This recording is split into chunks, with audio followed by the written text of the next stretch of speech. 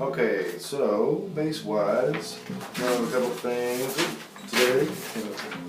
Started out with the idea of that Iron Maiden song, "Fear the Dark," and playing guitar along with the bass today, just to kind of see how that works and to show how sometimes the guitar parts and the bass parts can be completely different, and still you wouldn't be expecting them to do that, but they support it or whatever.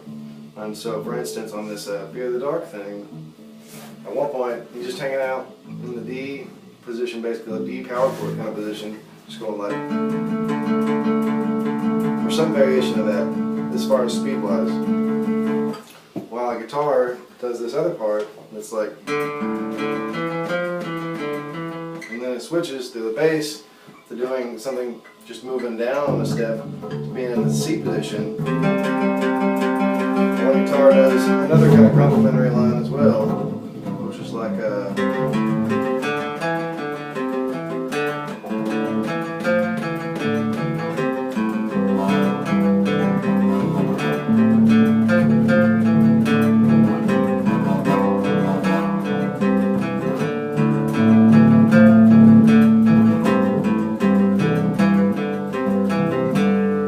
so it's kind of cool that they have these things that are complementary, but they're not necessarily playing the same part. But later on in the song, they do start to play things that are the same or similar, a little bit more so. And so we're kind of going over that.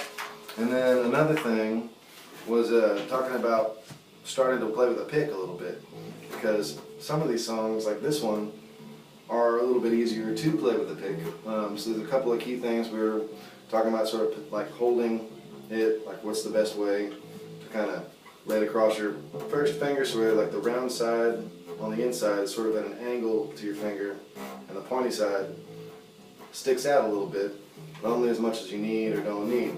So you kind of choke up or pull it out to find your comfort zone with it. But you want to, ideally not have a whole bunch shown.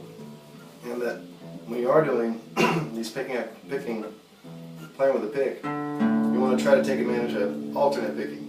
So you're going up and down, down and up really, most frequently. And that we can do some of the stuff we've been going over already.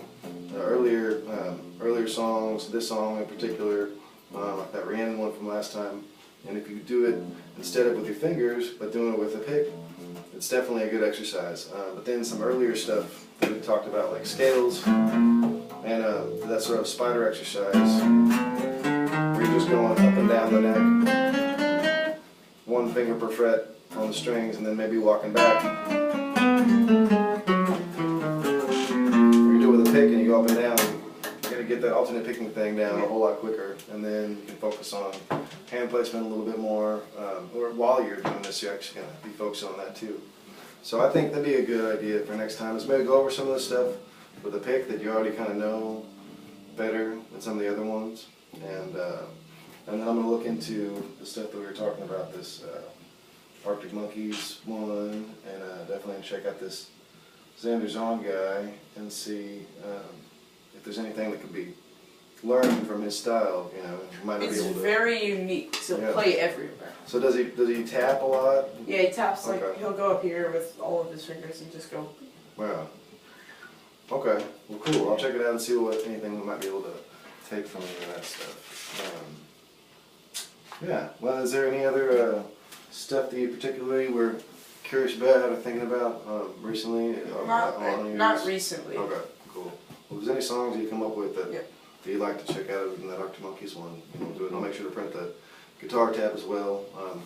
Has this been beneficial at all to play like along with another instrument instead of like the same one? Because we could do some more of that sort of stuff too. Maybe both. Okay. Yeah, exactly. All right, cool. Well, that works, man. Good luck